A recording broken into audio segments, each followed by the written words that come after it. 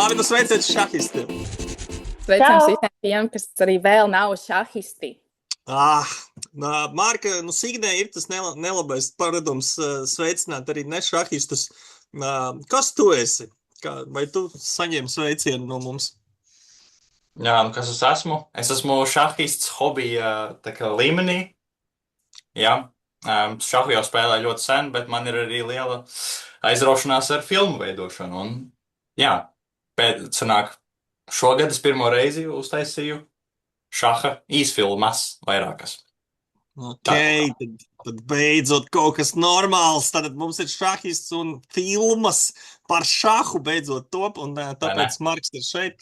Nu ko, tad spiediet mūsu kanālam subscribe, like, share, bookmark, visas iespējamās pogas, sūtiet e-pastos, un jā, mums arī ir mūsu epizode arī tagad Spotifyā, mūsu podcasts, jā, tā kā raidījums, tā kā, ja jums ir apnikušas mūsu sejas, tad droši dodaties uz Spotify. Nu, es domāju, ka mēs varētu sākt ar pašu svarīgāko tēmu, jo mēs redzam, ka mūsu korespondents Nelija atkal ir kaut kur aizdevusies. Nelija, kur tu esi un ko jūs tur esat jaunu izdarījuši? Lūdzu. Tātad es esmu Laidos bērnu šaha nometnē, Kurzemes viducī starp Kuldīgu un Skrundu. Baltijas šaha akadēmija, jeb Toms Kalniņš un kopā ar mums vairākiem treneriem mani, Jukitu Meskovu, Alekseju Pakulu, mēs vadam bērniem nometni. 30 šaha bērni, topošie lielmeistari, mācās, trenējās, spēlē futbolu, tautas bumbu. Un tas ir pats svarīgākais, bērni kļūst ļoti radoši un ir izdomāts jauns šaha paveids, ko divi jaunieši. Šahs saucās Bingeršahs. Tas ir mazliet līdzīgs Zviedrušaham, bet spēle notiek bez dāmām un nokautās figūras momentā tiek atdots pretiniekam un pretinieks viņus liek atpakaļ. Tātad figūru skaitlis visu laiku ir nemainīgs. Un tas ir interesanti šajā veidā. Tev ir ļoti daudz jākombinē un jāiesaist vieglās figūras, jo tās ir tās, kuras mato. Nav viegli nometot pretinieku, bet ir ļoti interesanti. Tā kā jā. Nu, kas vēl mums ir visi iespējamie laika apstākļi? Vējš, lietus, krusta laikam nebija, saule un ļoti daudz šaha. Jā. Jā, ļoti labi. Mark, tu esi bijis kādreiz šaha nometnē kādā? Par brīnumu, nē. Es kaut kā šahu sāku spēlēt salīdzinoši vēlu, kad es jau biju bišķi pieaugušās, un tas ir bišķi pa vecu biju nometnē. Tā kaut kā sanāk. Cik tad tev tagad gadi? 23. Tu sāki 22? Nē. Nu, teiksim tā, nopietni, ja tu tā var nosaukt. Ar šahu sāku nodarboties 15 gados. Okay. Diezgan vēl. Jā, nometnēm tas jau tajā brīdī, ja tu 15 gadīgiem parasti vai nu tu dabū vietu kā treneru palīgs, nu, ka tu nāc un palīdzi, bet tu jau zini, ka ir jāiet gulēt, un tu pats vari sadalīt. Tev vairs negribās taisīt spilvenkaujas un kaitināt treneru ar savu negulēšanu vai 3 naktī mēģināt iebļauties tā, ka viss viesunams paceļās.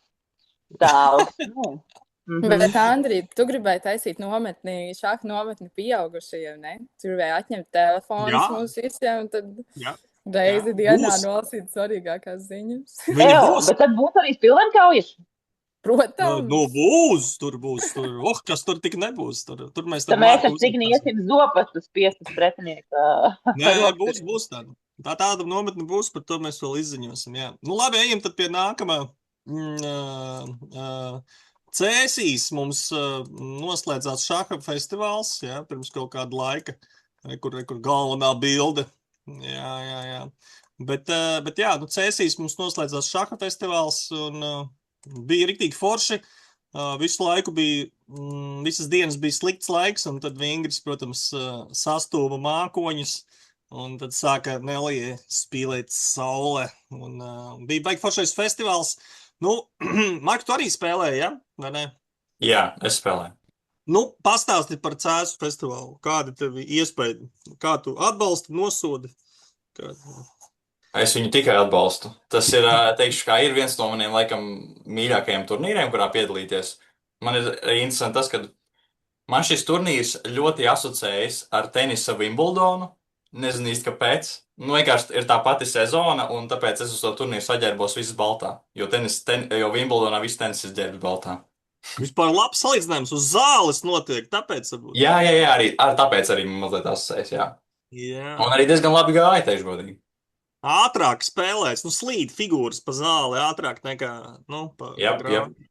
Man, Marko, jautājums, tu biji kaut kā gatavojies, jo tev tiešām labi gāja? Pats interesants, šoreiz es biju gatavojies ļoti maz.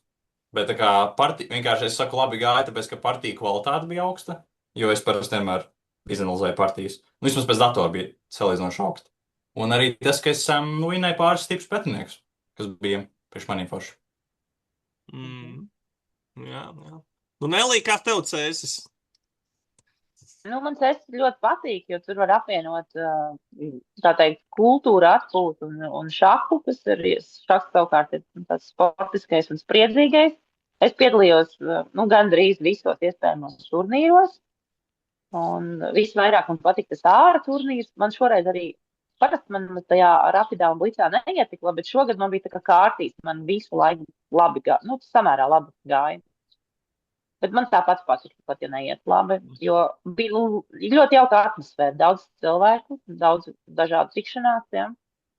un 2 pilnas šaha dienas svaigā gaisā. Forši. Bet Signe, beigās tu teici, ka tu nebūsi, bet tu biji. Nē, tu Jā, teici, jo- ka tu jutīsi līdzi. Jā.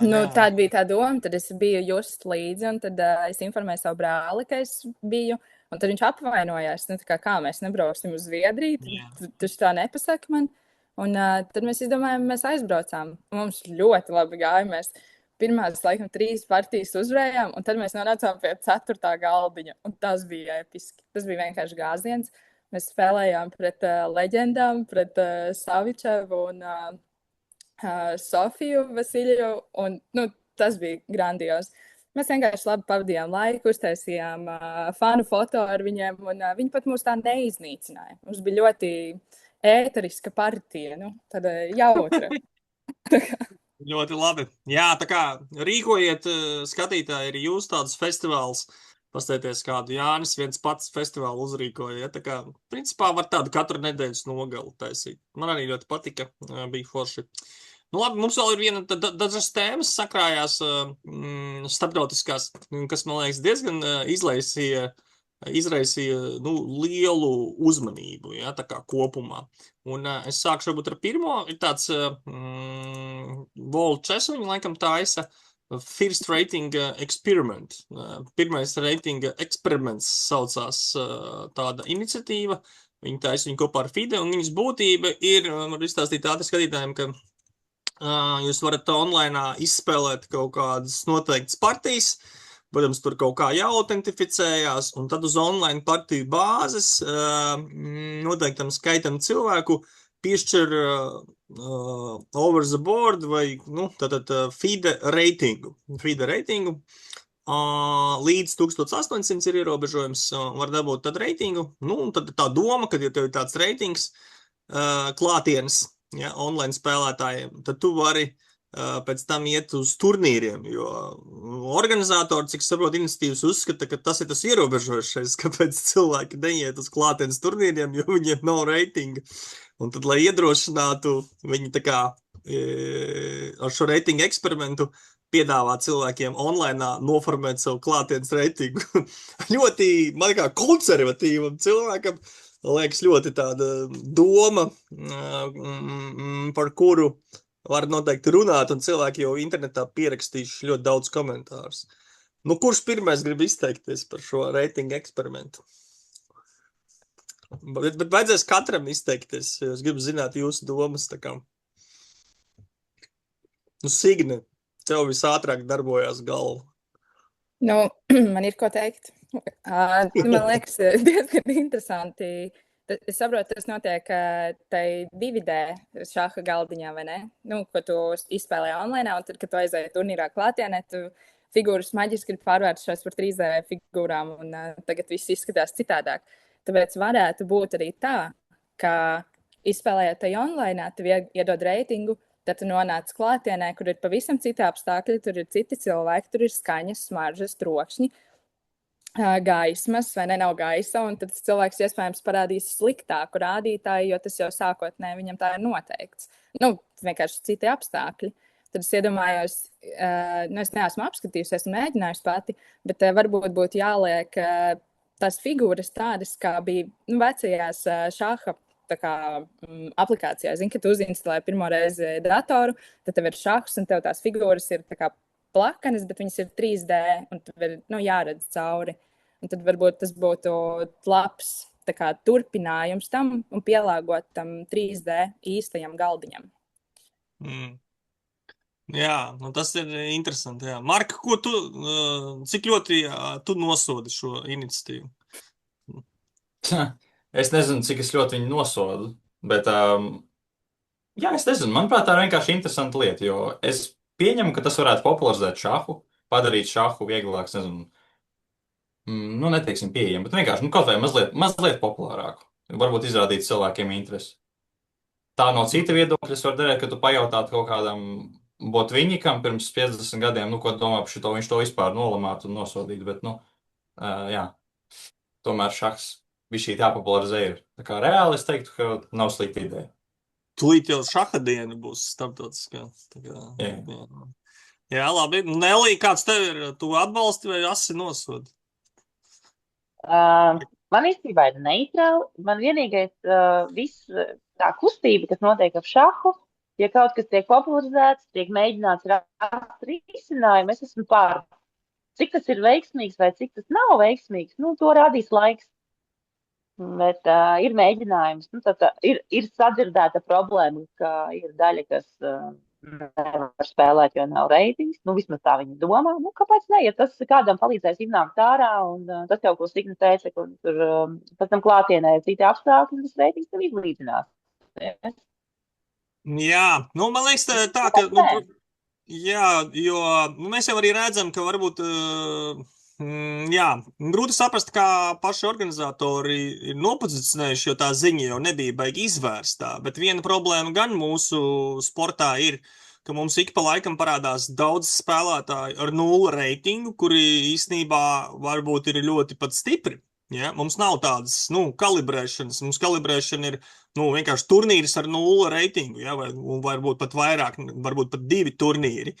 Un varbūt tāda sistēma, kurā tu dabū tā kā sākotnējo reitingu, kad tev ir reitings 0, pirms tu ej uz turnīru, varbūt nav slikta. Bet man šķiet, ka tā iniciatīva bija laikam tur domāta savādāk, bet kāpēc ne? Jo varbūt mums jāiet vispār uz sistēmu, ka mums nav nekad 0 reitingu. Ka ir kaut kāda, ja tev ir 0 reitings, tad tu izdari kaut ko, nezinu, tur uzdevums atrisini kaut kādā FIDE sistēmā, tur uzspēlē partiju, kur AI tev nosaka tavu līmeni, ka varbūt tiešām tāds varētu būt tas ceļš, ka pie FIDE ID iegūšanas tu arī dabū reitingu uzreiz, kaut kādu. Jo mums tiešām ir ļoti daudz turnīru ar 0. Tas ir mans tāds viedoklis, bet tā, ka es atkal domāju, ka ja viņu motivācija ir lai cilvēki nāk uz klātienes šahu, spēlēt vairāk un online spēlētāji. Es nezinu, vai tas, ka online spēlētājiem iedod klasisko reitingu kaut kādu, ka viņi tas tagad motivēs iet spēlēt. Bet es piekrītu arī tam, ka vispār FIDE noteikti, ka vajag daudz tādas jaunas iniciatīvas, lai kaut ko mēģinātu izdarīt. Jo varbūt kaut kas radīsies, neko nedarot, nekas neradīsies. Tāds mans viedoklis. Jums ir kāds vēl komentārs par šito, pirms mēs ejam uz nākamo kutelīgo tēmu? Nav, ja? Tā kā tā. Bet kāpēc arī Latvijā, starp citu, nevarētu izveidot tādu, to varbūt aplikāciju kāds, kurā nosaka tavu reitingu, bet ar dažādām tām darbībām, ko tu dari ne tikai ar spēli. Man liekas, ka tas varētu būt tāds, varbūt Latvijas variants. Ko?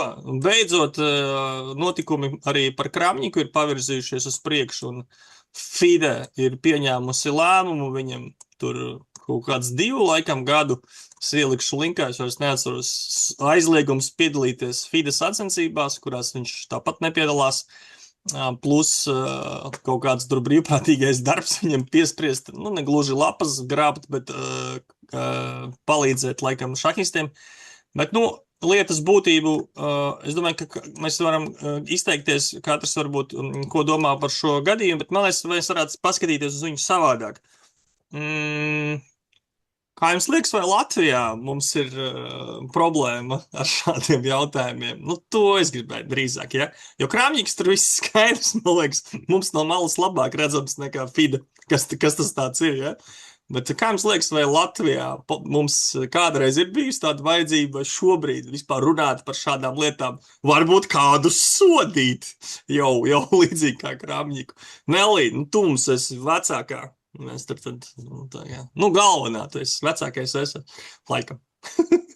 Nelī. Tā. Man liekas, ka tik smagi pārkāpumi mums Latvijā nav bijis. Un cerams, ka nebūs. Tas, ka Kramņikam kaut kādu sodu vajadzēja, tas ir skaidrs. Ko es gribēju pieminēt, ka šis gadījums spilgti parāda to, ka neskatoties uz to, tu vari būt super lielmeistars un supermens kādā sporta veidā, piemēram, šahā, un arī pasaules čempions, bet tas nenozīmē, ka tu vari pret citiem izturēties tā, kā viņš izturējās. Vienmēr sakot, ir robežas, kuras nedrīkst pārkāpt neviens. Arī Magnus nevarētu tās pārkāpt. Un tāpēc ir labi, ka ir kaut kādas sekas. Jā. Latvijā, ja kaut kas būtu līdzīgs, tad noteikti, ka vajadzētu. Bet vai mēs to varētu ieviest? Šaubos. Mēs, jā. Jā, man arī, es kaut kādā ziņā pārsteigts arī nedaudz esmu, ka vispār ir kaut kāds lēmums, jo man likās, ņemot vērā viņa statusu, personību un sakarus, ka tur nekad nebūs nekāda lēmuma, ja. Bet, protams, ka tur lieta jau ar to nebeidzās, viņš, protams, tur tagad 6 tiesās iesūdzēs droši vien FIDE, ja, man liekas, kaut ko tādu jau viņš tur ir izdarījis, tā kā tur jau atvērsies jauns 8-kais no tā notikuma, tā kā tur jau būs nebeidzama stāsta, un beigās būs Netflix filma. Marka, kā tev ir par šo tēmu, vai par Kramņiku, vai par Latvijā, par šīm lietām? Kā tev? Jā, Latvijā līdzīgi kā Nelī teica, nav nekas tāds tik traks bijis. Kultūras lielvalsts, ne? Jā. Bet par šo Kramņiku situāciju interesanti, tas jau tam pēdējos pāris gadus, es jau visu laiku sekoju līdzi tam, ka Kramņiks regulāri tur tā teikt cīnās pret online čītošanu šahā, jeb krapšanos, latviski runājot. Labu spēlēšanu varbūt, ne? Jā, labu spēlēšanu. Jā. Bet, kā lai paskaidro,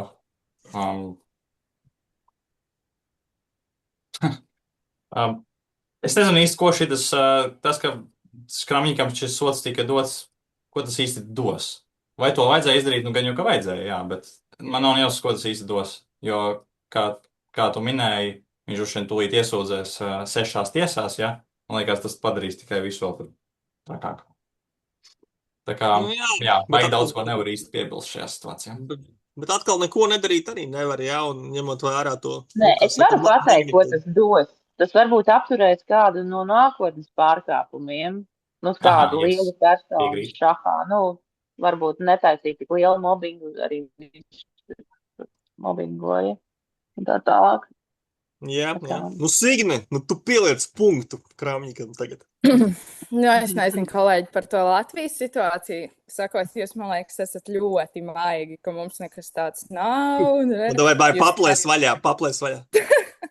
Jūs neesat saņēmuši tos ēpastus, kur ir tie teikumi par sistēmu, cilvēkiem, kas ir tādi un šitādi. Man liekas, mēs visi esam saņēmuši vairāk vai mazāk šos ēpastus, balss ziņu ierakstus. Mums arī notiek kaut kāds mini, mobbings, ne, un bullyings, bet tas notiek tā, kā lai to pasaka, tā kā mums ir šaurā lokā, Signe. Jā, mums ir elite atsevišķā, kas ir mums tur roku uz pulsu, lai viss valstī būtu kārtībā. Cik tu diplomātiski izteici? Bet jūs bijat vēl diplomātiski. diplomātiskāki, tur nekas tās nav. Bet, kopumā, protams, kārtējais šaha skandāls, kuram ir vismaz pielikts kāds punkts vai arī komats. Un, kā Nelija teica, tas iespējams atturēs citus no dažādām sarunām publiskā telpā par apmelošanām vai par mēģinājumiem apmelot. Tam vienkārši ir jānotiek. Agrāk vai vēl tas notiks. Ja ne ar mums visiem, tad ar izredzētajiem. Skatīsimies, kas notiks Latvijas sabiedrībā. Paturpinot Signas domu, sanāk tā, ka Latvija šeit ir soli priekšā, jo nenotiek publiski, bet notiek mazās šaurās grupiņās. Mēs esam priekšā šim. Jā. Labi, Signe, tad paturpini varbūt par pasākumu, kur tu plāno piedalīties drīzumā. Kas tas tāds par pasākumu šaha un kāpēc mums vajadzētu tur iet vai neiet tieši? Tā. Tad pirms pāris dienām es saņēmu uzaicinājumu, patiesībā uzaicinājumu saņēmu Latvijas Universitātes šaha klubs, kurā arī es esmu biedrs. Un būtībā no 20. jūlija līdz 24. jūlijam notiks šaha nedēļa. Un kā mēs visi zinām, tad 20. jūlijas ir starptautiskā šaha diena un notiks dažādi pasākumi šīs nedēļas laikā. Tas notiks Matīs ielā 8. Tas ir tas jaunais, stilīgais kvartāls Veldze un kulturālā vieta. Un notiks arī kāds pasākums tajā ex-Robertsbuka vietā, kas tagad saucās Ex-Libris. Un pagaidām ir plakāts tikai par vienu no pasākumiem, kas ir Filidora opera, kas notiks 22. Notiks šī Filidora opera. Bet 20. būs iesildošie pasākumi. Bruno Rancis runās arī Signe Kacēna, stāstīs par atkarībām un šahistiem vai par šaha atkarību. Tad es stāstīšu par dažiem kognitīvajiem un fizioloģiskajiem aspektiem, kas notiek ar šahistiem. Tad 21. būs turnīriņš mums jautrs. Turnīrs būs galva un roka. Tad kā mēs zinām, tas ir tāds šaha paveids, kur viens pasaka, kura figūra iet, un otrs komandas biedrs ar to figūru iet un spēlē to partiju. Tad to spēlēs komandās, var nākt ar savu komandu, varam sapārot uz vietas. Un 22. un 23. un 24. būs šaha kafēnīca, kur varēs brīvi spēlēt šahu. Visas dienas un vakara garumā būs dzejas lasījumi, būs teātrītis, varbūt būs arī kāda filma par šahu, vai nē, Mark? Mēs varam mēģināt tavu filmu arī pārraidīt. Lūk, dažādi interesanti pasākumi. Labi. Kaut kas Piekrīt daļai par filmu, jā. Piekrīt daļai. Jā, svarīgākais, laikam, kas jāpasaka, ir tas, ka šis būs tādiem mirstīgajiem šahistiem paredzēts. Vairāk nekā elites līmeņa. Krāmīgs tur nebūs tiem. Jā, krāmīgs nebūs. Un cerams, ka arī pārvērst. Šis ir vairāk tiem, kas grib online reitingu pārvērst tajā klātienes reitingā. Jā, bet šis būs tāds bez, tā kā galva, roka spēlē ļoti grūti. Jā. Galva, roka, kāja. Ja? Tāds kā futbola tematika. Tagad mēs varam pievērsties Markam, mūsu viesim, tā pa īstam. Un klausies, Mark, tava favorīta komanda futbolā vēl spēlē vai jau ir izstājusies no FIFA World Cup? Izstājusies, diemžēl. Jā, Latvijas fani. Latvijas izlases fani. Jā. Klausies, labi, varbūt tad pastāstīja uzreiz par savu filmu, jā, tātad, un varbūt sākam ar īsfilmu, jā, tātad, īsfilmu tā grūti nosaukt, ja, tur ir 3 daļas, jā, un tagad nošērošu normāli. 3 īsfilmas, tā varētu teikt. Triloģija, tātad triloģija. Triloģija, es te paņēmu kadru, kur jūs esat īsfilma šahs un mats, tā kā 3 daļas. Viņu var noskatīties Parody House YouTube kanālā. Nu, varbūt arī par to pastāsti, kas tas tāds pa kanālu. Nu, tad stāsti visu, ko var. Linkā mēs saliksim uz filmu, varēsiet skatīties. Nu, lūdzu, kā radās filma.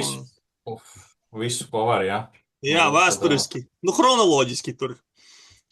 Jā, nu, pirmkārt, es varētu sākt vienkārši ar pamata sižetu, paskaidrot, kas tā, bez spoileriem, es nestāstīšu, varbūt kāpēc, varbūt arī, ne? Un tad, jā. Kāpēc filma radās un tā, varbūt sākt ideja. Jā, nu, viss jau sākās tikai ar ideju. Atceros, tas bija kaut kur pagājušā gada oktobris. Man ienāca ideja galvā, nezinu no kurienes. Laikam tāpēc, ka es skatos pārāk daudz anime. Jā, ir īpaši sporta anime. Nu, un es regulāri, kad es skatos to sporta anime, bieži asociēju viņus ar šahu. Un man ienāca galvā doma, kā varētu uztaisīt šaha versiju seriālam Kuroko no Basket. Tas ir anime par basketbolu. Un uzreiz varu pateikt, ka Kuroko no Basket principā ir mans mīļākais anime. Un šahs ir ļoti man mīļa spēle. Tāpēc scenāriju es zināju diezgan labi šim seriālam. Man nebija nemaz tik ilgi jādomā scenārijas filmai. Nu kā, tad es, protams, viss sāks ar to, ka tu sāc rakstīt scenāriju. Tas aizņēma man burtiski apmēram 1 dienu. Jā, tā diezgan raiti sarakstīju scenāriju. Nu, jo es scenārijā parasti nerakstu pilnīgi visu, jo daudz ko mēs filmā noimprovizējam arī. Vai arī es vienkārši man galvā viss stāvēja. Nu, un atceros, kad scenāriju pabeidzu, bija jāsaprot, kā es sadalīšu lomas. Un viena no visgrūtākajām lietām ir, kad runa iet par mazbudžeta filmu filmēšanu, ir, kā tu dabūsi visus cilvēkus vienā vietā, vienā lokācijā. Jo tu tak viņiem nemaksā nekādas lielās naudas un tā tālāk. Tā ir vienkārši hobijs. Tāpēc tajā brīdī es biju vēl projām. Scenārijs, lai gan bija pabeigts, ja es biju bišku skeptisks, vai tiešām izdosies tas projekts. Bet nu labi. Tad es visiem aktieriem, kurus es gribēju filmā, sūtīju ziņas, un man par laimi gandrīz visi piekrita. Wow, nu pastāst, kas ir tie aktieri tur alfabētas secībā? Visus aktierus nosaukt, nu to es varbūt varu vēlāk nosaukt. Bet, kad es pateikšu, kur ir galvenās lomas atkal. Nu kaut vai, jā. Jā. Bet, protams, kad visi piekrita vēl tajā momentā, vēl problēma bija tāda, ka vajadzīgas telpas ir. Jo es gribu filmēt filmu par šahu. Ja es gribu atveidot turnīrus, man vajag telpas. Nu, bet man paveicās to, ka cilvēki no Rīgas šaha skolas un Latvijas šaha federācijas bija ļoti laipni un atļāva izmantot telpas, kas bija vienkārši. Es biju pārlaimīgs par to. Jo, ja viņi neļautu, filmas nebūtu. Viss. Nu, es nezinu, kā es varētu nofilmēt, kā mēs tur spēlējam. Nu, turnīros. Tur daudz bāros un kultūra vietās un grāmatnīcās ir šāha galdiņa arī. Jā. Nu, tur tādās vietās, tādās lokācijās var filmēt, piemēram, kad kāds vienkārši sarunājas kaut ko tādu. Bet reāli, ja jāfilmē turnīrs, jo mums filmā mēs atveidojām Latvijas U20 čempionātu. Bet labi, filmēšana pilnīgi visa kopā aizņēma aptuveni 2 mēnešus. Tas ir pēc dienu skaita, bet reāli mēs sākām filmēt, atceros, pagājušā gada novembrī, un pēdējās ainas mēs pabeidzām filmēt maijā. Tas ir visām 3 daļām kopā. Tā kā, jā, diezgan daudz laika tas aizņēma. Un, ja visu skaitu kopā, tad visa filmas veidošana, sākot ar scenāriju rakstīšanu, beidzot ar filmēšanu un, protams, montēšanu. Montēšana bija vienkārši mokoša. Es reizēm sēdēju tur līdz naktī montēju. Es zinu. Tāpēc šis līdz šim ir mans lielākais, tas viss aizņem pusgadu. Tas līdz šim ir mans lielākais projekts. Visas filmas pieejams, visas 3 daļas pieejams YouTube, kā jau tu minēji Parody House kanālā, un Parody House kanālam arī ir sava vēsture. Kas tas ir? Tavs kanāls? Kas tas ir? Tas ir mans un mana drauga kanāls, jā. Nosaukums jau pasaka priekšā Parody House. Mēs ļoti bieži parodējam visādas filmas, īsfilmas, multfilmas. Nu, šajā gadījumā mēs šo anime bez parodiju uztaisījām tikai šāha versiju. Tā var nosaukt. Man ir jautājums, Mark. Tavas studijas, es pieņemu, ka tu studē, vai ir saistīts kaut kā ar režiju vai filmēšanu? Vai kaut kā Bet abrīnojam tas, ka vispār nav. Okay. Bet ne, es domāju par to, ka varbūt. Jā, protams, ka es esmu domājis, jā, bet šobrīd gan ir tā, ka citi mērķi pagaidām tas tikai hobija līmenī.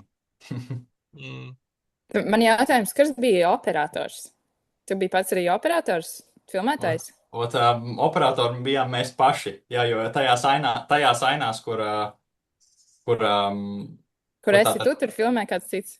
Jā. Nē, labi, mums bija 2 cilvēki, jā, kuri nebija filmā redzami vispār, un kurus mēs reizēm paņēmām kā operators, ja viņi tika. Bet, viņi vienmēr netika, tāpēc mēs lielākoties filmējam paši. Es noskatījos visas 3 daļas, un par to operatoru darbu, jā, tas bija pirms 2 dienām, es sēdēju un vienkārši no vietas, tā kā es noskatījos 1. daļu, tad šajā vēl kā elpu, noskatījos 2. daļu. Jā, sākumā bija tiešām grūti, jo es neesmu pieradusi pie tā kā latviešu seriāliem, vai ne? Bet es negribu izmantot vārdu cringe, bet mans vīrs izmantoja tādu vārdu, tāpēc viņš teica, viņš neskatīsies. Bet es aiz cieņas pret mākslinieku skatījos. Un kaut kādā brīdī man pat sāka iepatikties. Un tas, kas man tiešām patika, ir tas, ka tur ir tas operatora darbs tāds, ka tas šaha galdiņš ir nevis viss tiek tā kā filmēts profilā vai tieši, vai ne? Bet tur ir tas galdiņš un tie efekti, tie montāžas efekti. Tas bija vienkārši krūtē, jā. Klausies, vai Marka tā filma ir parodija par kaut ko? Tā var teikt, jā. Tā ir parodija tam Kuroku no basketa seriālam. Jā. Tāpēc to ir grūti uztvert, jā, jo es to neesmu redzējis. Jā. Tas būtu pat raklē. Nē, visu nē. Bet es tā sapratu, ka tā ir parodija. Man tā likās. Man arī izskaidro, es pārsūtīju saviem audzēkņiem. Es viņiem pārsūtīju šo filmu, un viņi man pēc tam prasa, kad būs vēl. Yeah. Un es nevarēju saprast, jo es noskatījos, un es nesapratu, kas viņi tik ļoti ievelk. Lūk, un viņiem ļoti, ļoti traki iepatikās. Tā kā tev ir daži sekotāji, kuriem ļoti patīk šī filma.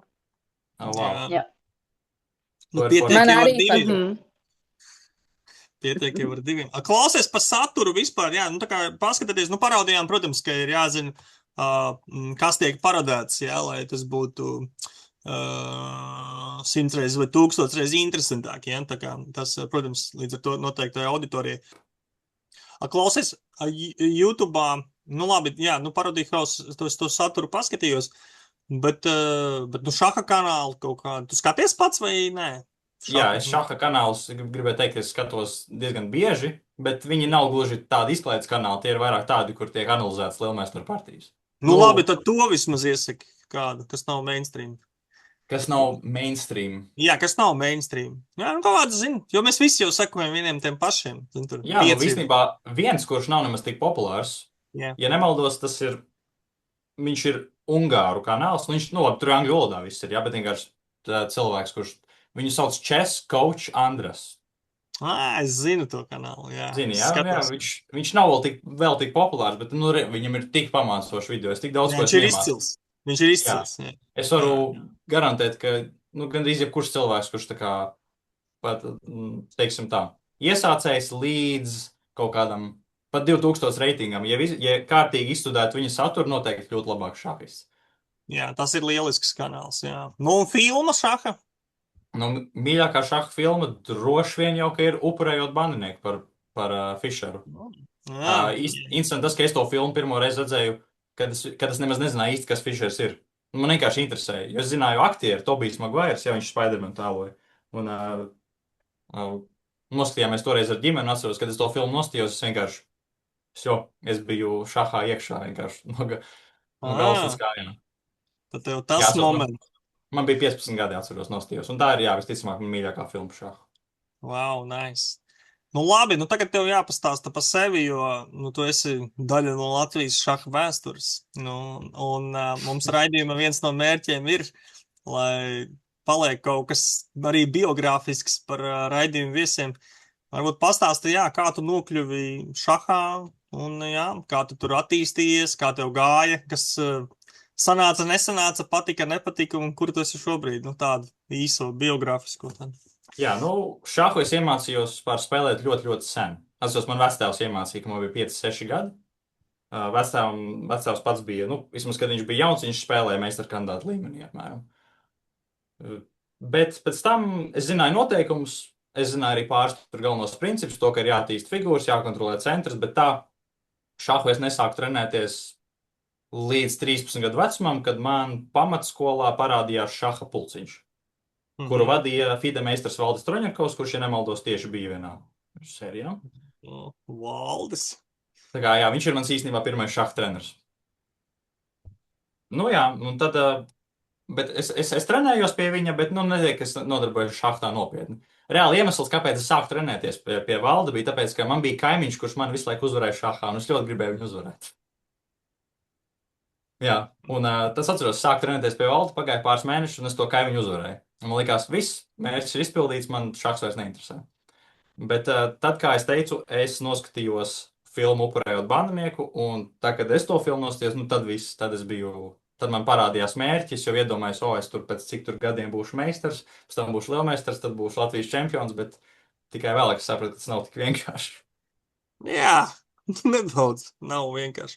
Klausies, kā tu pats progresēji šahā, un tagad tu lasi, nezinu, grāmatas, YouTube video, Andres, Līčas, Českom, ko tu dari pats? Jā, tas ir viss kopā. Es gan skatos YouTube materiālus, gan lasu šaha grāmatas. Protams, tur izsina šaha uzdevumus. Tu skaties savas spēles, skaties, kādas tu kļūdas pieļauj, kāpēc tu viņas pieļauj, kā no viņām izvairīties nākotnē. Es tagad to nedaru tik daudz kā agrāk, jo es tagad citām lietām nodarbojos, bet brīvajā laikā es to daru. Un, spēlēju, protams, online treniņu partijas, un kā es tieši visātrāk vispār progresēju šahā, es pamanīju, tad, ja es regulāri spēlēju ar pretiniekiem, kuri ir vienkārši stiprāki par mani. Ja es regulāri spēlēju ar pretiniekiem, kuri ir stiprāki par mani, es vienkārši kaut kā sanāk, tu vienkārši paliec stiprāks ar laiku. Pat, ja tu īsti netrenējies. Un tā praksa ir ļoti svarīga lieta. Jā. Cik tu dotu praksē proporciju pret teoriju? Abas lietas, protams, ļoti svarīgas. Es teiktu īstenībā kā kuram, jo es esmu dzirdējis, ka ir šahisti, piemēram, Gukešs, tas, kurš tagad ir pasaules čempions. Viņš, cik es zinu, man vismaz tā treneris teica, viņš vienmēr ir bijis tāds, kurš daudz vairāk teorētiski studē šahu nekā spēlē praktiski. Bet, piemēram, Firuža, kurš ir arī šobrīd viens no labākajiem šahistiem pasaulē, bija arī tur starp junioriem ļoti ilgi. Tur man šeit nemaldos 1., 2. numurs. Viņš, cik es zinu, viņš progresēja vienkārši ļoti daudz spēlējot šahu un daudz mazāk tā kā studējot viņu, piemēram, no šāda grāmatām. Tā kā interesanti, tas kā kuram. Bet, ja jāatbild uz tavu jautājumu, kāda būtu proporcija, es teiktu, droši vien 50-50 apmēram, tas ir aptuveni. Gan jau svārstās kā kuram. Vēl jau arī no laika kontrolas atkarīgs. Jā, kurā tu gribi startēt, jo mums ir prakses īpatsvars, droši vien līdz kaut kādam vecumam ļoti svarīgs, jo maz klasikas ir. Tā. Jā. Jā, un tad tur vairāk praksē, lielāka nozīme taktikai un praksē. Tie ir tādi svarīgi jautājumi. Labi. Meitenes, kaut ko tur, pirms jūs domājat, meitenes, man ir jautājums, ko es nevarēju nepaprasīt tev. Klausies, tev ir kaut kāda saistība ar leģendāro šahistu Bruno Mucenieku? Nē, nav. Cik zinu, nav. Nē, Bruno Mucenieks, vajadzētu viņu arī aicināt uz raidījumu. Tā, meitenes, jums ir kāds jautājums par Marka personību? Es gribu Markam jautāt, Marka, vai tu vari pateikt, ko šahs mainīja tavā dzīvē? Kādu vienu lietu? Šahs katram kaut ko iedod, varbūt arī paņem, bet kas tieši bija tev, kad tu sāki spēlēt? Kas mainījās? Ko paņēma no tavas dzīves? Ļoti labi. Ļoti, ļoti labs jautājums. Es vienkārši, es pat nezinu, vai viņš kaut ko pamainīja, jo reāli man šķiet, pat pirms es sāku spēlēt šahu, es biju ļoti tāds tā kā, nezinu, kā tas sanāk, šahistiski domājošs cilvēks, ja to tā var nosaukt. Jo man vienmēr, pat kad biju ļoti maziņš, es ļoti bieži analizēju tā kā savas situācijas, es domāju tā, es darīšu tur, es iešu tur, viņš darīs tā, viņš darīs šitā. Es pat bieži izplānoju sarunas, ko man vecāki teiks, kā es atbildēšu, ko man draugi teiks, ko es atbildēšu, bet es to darīju pārāk daudz. Bija šī nenormāli, bet man šķiet, tā ir tāda kā šahistiskā domāšana. Bet labi, kad es sāku nodarboties nopietni ar šahu, tas vienkārši Tas ļoti norūda raksturu, es teiktu. Tāpēc, ka, ja tu sastādi sev mērķus, piemēram, labi, es gribu šajā turnīrā dabūt tādu un tādu vietu, vai arī es gribu labi nospēlēt, tad es sastādu sev tur treniņu grafiku, es viņam sekoju, un tad es eju uz turnīru. Tas vienkārši ļoti raksturu norūda, tā teikt. Un tā analītiskā domāšana man ir palīdzējusi citās lietās. Es pat teiktu, ka šitā varbūt tāda neliela lietiņa, bet, tobrīd, kad viņa bija diezgan svarīga, kad es tiesības sev kārtoju. Es teiktu, ka man tas, ka es pirms tam tik daudz šahu biju spēlējis, man mazliet palīdzēja ātrāk iemācīties visu, kas saistīts ar ceļa satiksmes noteikumiem, un pēc tam, kad ir kārtot eksāmenu, es nezinu. Es to visu uztveru tā kā bez mazliet tādu šaha spēli. Okay. Klausies, kas ir tavs šaha moments, tāds pirmā atmiņa? Kas uzspēlēt? Kaut kāda uzvara, kaut kāds gājiens, kaut kāds fails, rokas spiediens, kaut kāds bērns, kurš kratās tur uz tiem krēsliem. Kas tev ir tāds pirmais moments, kas nāk prātā? Spilgtākais. Spilgtākais. Es droši vien varbūt varētu pateikt viens no spilgtākajiem, no bērnības vienkārši. Atceros to, kad vienkārši viena frāze, kur man vectēvs teica, kad man bija 5, 6 gadi, un viņš pēc tam toreiz man kā bērnam likās, wow, cik iespaidīgi. Viņš man teica, Mark, šahā ir tā. Pat ja viens maziņš bandinieks ir nolikts ne tur, kur vajag, tev varbūt ir pilnīgi zaudēta pozīcija. Jā, man likās, wow, tas ir tik iespaidīgi. Tāda atmiņa. Vajadzētu filmu uztaisīt, īsu filmu. Īsu filmu par mani, ja? Nē, par šito epizodi tas tāda vajag smuki būt. Kā tu tos specefektus taisīs, tad citu filmā? Tāds beigšņi off-topics. Jā, kur tas ir šaha lauciņi un tas viss magic. Jā, tas viss. Es varu pateikt vienkārši caur kuru programmu es to visu liku, jo programma īstenībā ir pa brīvu, saucās CapCut. Jebkurš cilvēks viņu var vai datorā vai telefonā ielādēt un montēt, likt efektus, un pārsteidzoši tur efekti ir. Es tagad nostoties to filmu, esmu vienkārši pārsteigts esmu, kā sanāca tā kā tik labi efekti. Jo pirms šīs filmas es nekad nebiju tādus efektus līdz klāt, tāpēc, kā es teicu, pirms filmas, kad mēs filmējam filmu, es nezināju, kā es salikšu tādus efektus. Bet es kā izdevu. Man liekas, tie efekti ir rozīnīti filmas, kas notur, pat ja nezinu, par ko ir parodija. Tur visi tas ir ļoti labi. Un arī tas, ka tur tas varbūt. Es domāju, mūsu šahistiem visiem varētu būt interesanti pastīties, tā kā skatīties, jo personāži tur ir redzēti, tur turnīros. Tieši tā. Tā kā tas ir tāds. Klausies, Signi, tev ir kāds jautājums vēl, jo man tad jāpamoca. Varbūt man ir jautājums, kas ir tavs mīļākais šaha paveids, un vai tev ir tāds? Vai tu pieturies tikai pie klasiskā, teorētiskā šaha? Interesanti, ja man prasītu šito pirms pāris gadiem, es teiktu viennozīmīgi klasiskais šahs.